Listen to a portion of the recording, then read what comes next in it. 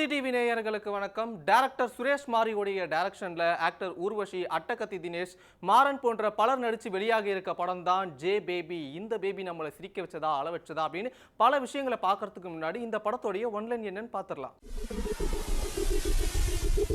அளவு கடந்த அன்பும் பாசமும், ஏன் அவங்க பசங்க மேல அவங்க உயிரையே வச்சிருக்க ஒரு அம்மா திடீர்னு காணாம போயிடுறாங்க. இதை கேட்டு துடிச்சு போற பசங்க அவங்கள தேடி கண்டுபிடிச்சாங்களா இல்லையா, அவங்களுக்கு என்ன ஆச்சு, அவங்க வீட்டை விட்டு வெளியே போனதுக்கு காரணம் என்ன அப்படின்றது தான் இந்த படத்தோடைய ஒன்லைனர். ஒரு உண்மை சம்பவத்தை மையப்படுத்தி எடுத்திருக்க இந்த கதையை டைரக்டர் ரொம்ப அழகாவே ரைட்டிங்ல இருந்து ஸ்கிரீன் பிளேக்கு எங்கேஜிங்கா நமக்கு கொடுத்துருக்காருன்னு தான் சொல்லணுமே. இது மட்டும் இல்லாம நம்ம பல விஷயங்கள் பார்த்துருப்போம். இந்த சமூகத்துக்கு இந்த மாதிரியான ஒரு படம் தேவை அப்படின்ற அளவுக்கு நம்மளுக்கு யோசிக்கிற அளவுக்கு இந்த படம் ரொம்ப அருமையா கொடுத்துருந்தாங்க.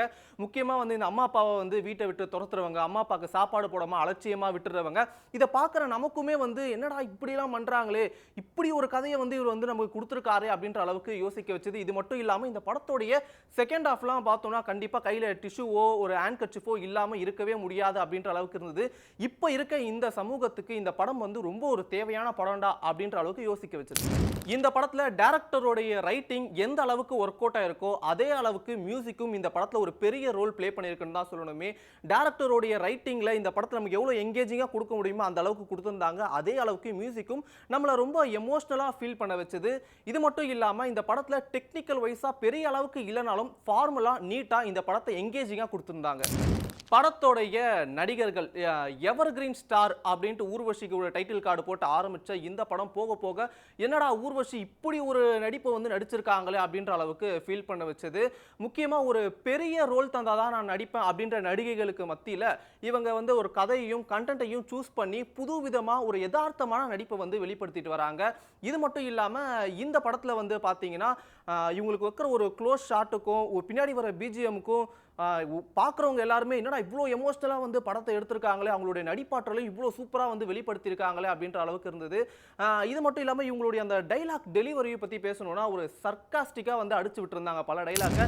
அப்படியே கட் பண்ணால் இன்னொரு பக்கம் மாறன் வந்தேன் காமெடி பண்ணேன் போனேன்னு இல்லாமல் இந்த படத்தில் ஒரு பொறுப்புள்ள கேரக்டரை எடுத்து நான் பண்ணியிருக்கேன் அப்படின்ற அளவுக்கு ஒரு நடிப்பாற்றலையும் அவருடைய அந்த காமெடி சென்ஸையும் ரொம்ப அழகாக வெளிப்படுத்தியிருந்தார்.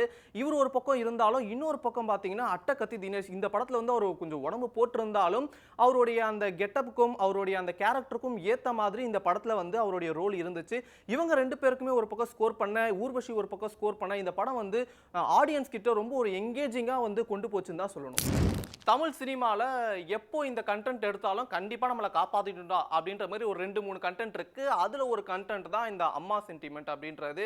இதுக்கு முன்னாடி இப்போ இந்த மலையாளம் சினிமாவில் வந்த பிரேமலு, பிரம்மயுகம், இப்போ ரீசெண்டாக ரிலீஸ் ஆன மஞ்சுமல் பாய்ஸ், இந்த மாதிரி படங்கள் எல்லாமே அதர் ஸ்டேட்ஸ்லையும் சக்கப்போடு போட்டாலும் தமிழ் சினிமாவில் என்னடா இந்த மாதிரி ஒரு படமே வரலையே அப்படின்ட்டு ஃபீல் பண்ணிட்டு இருக்க ரசிகர்களுக்கு இந்த மாதிரியான ஒரு படம், அதாவது ஜே பேபி மாதிரியான ஒரு படம் அதுக்கான ஆரம்ப புள்ளிடா அப்படின்ற சொல்கிற அளவுக்கு இந்த படம் இருந்துச்சுன்னு தான் சொல்லணுமே.